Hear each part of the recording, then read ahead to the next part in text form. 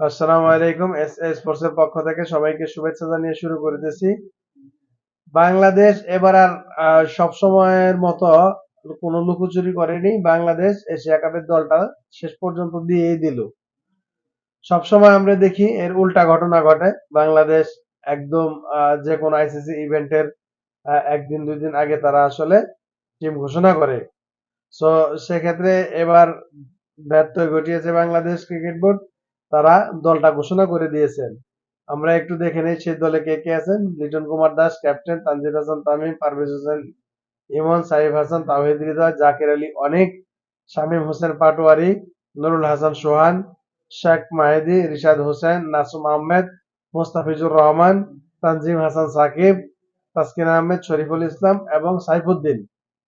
এটা হচ্ছে প্রাথমিক স্কোয়াড এবং এখানটাতে স্টান বাই করে রাখা হয়েছে সৌম্য সরকার, মেহেদী হাসান মিরাজ, তানভীর ইসলাম এবং হাসান মাহমুদকে।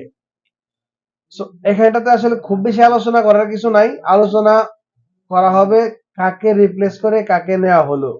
এখানটাতে নাইম শেখকে রিপ্লেস করে নেওয়া হয়েছে সাইফ হাসানকে এবং নুরুল হাসান সুহান তাকে নেওয়া হয়েছে মেহেদী হাসান মিরাজকে রিপ্লেস করে। এখন নুরুল হাসান সোহানকে অবধারিতভাবে ডাকা হয়েছে। আমি আশাবাদী ছিলাম নুরুল হাসান সোহানকে এর আগের সিরিজে ডাকা হবে, যদিও সেখানটাতে ডাকা হয়নি এবং তার ভেরি নেক্সট সিরিজে তাকে ডাকা হয়েছে। সো এটা প্রবাবলি নুরুল হাসান সোহানকে ডাকার মতোই ছিল।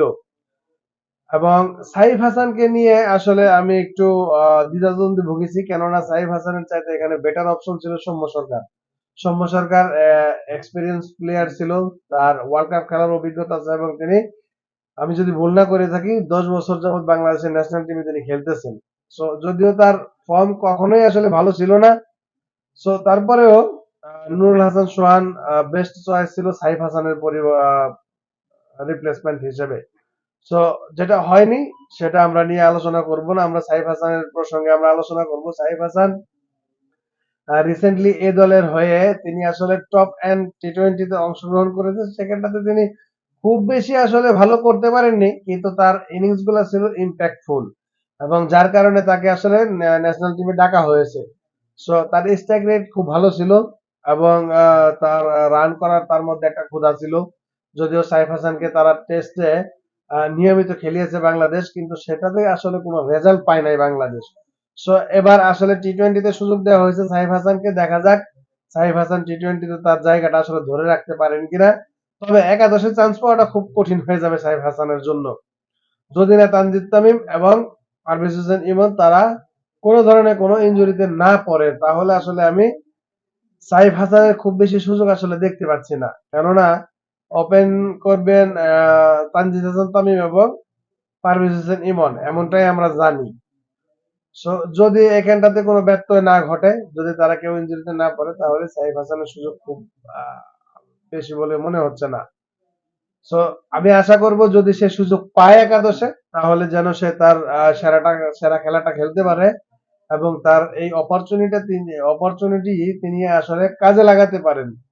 সো নুরুল হাসান সোহানকে ইনক্লুড করার ব্যাপারে আমি একটা কথাই বলবো, নুরুল হাসান সোহানকে ইনক্লুড করার মাধ্যমে জাকের আলী অনেকের উপর কিছুটা হলেও চাপ কমবে। কেননা নুরুল হাসান সোহান তিনি খুবই দায়িত্বশীল ভাবে ব্যাটিং করেন, আহ, যেমনটা বাংলাদেশ ন্যাশনাল টিমে দায়িত্বশীল ভাবে ব্যাটিং করে থাকেন আমাদের জাকির আলী অনিক। সো তার উপরে কিছুটা হলেও চাপ কমবে বলে আমি মনে করতেছি। সো ওভারঅল টিমটা ভালো হয়েছে। সো এই টিমটা নিয়ে আসলে সমালোচনা করার কিছু নাই, তবে যারা সমালোচনা করার তারা সমালোচনা করবেই। হ্যাঁ, এখানটাতে খুব বেশি আসলে আলোচনা করারও কিছু নাই, খুব বেশি সমালোচনারও কোনো কিছু নাই। সো হোপফুল এই টিমটা ভালো করবে। সো লেটস সি কি হতে যাচ্ছে। আমরা সবাই আশা করব এবারের এশিয়া কাপে বাংলাদেশ যেন ভালো ফলাফল আসলে আমাদেরকে বয়ে আনতে পারে। সো এবারের আসলে কোন টিমটা সবচাইতে বেশি শক্তিশালী এবং কোন টিমটা আসলে সবচাইতে বেশি দুর্বল, সেটা নিয়েও আমাদের আহ আলোচনা থাকবে। সবাই ভালো থাকবেন, সুস্থ থাকবেন, নিরাপদে থাকবেন। আল্লাহ হাফেজ।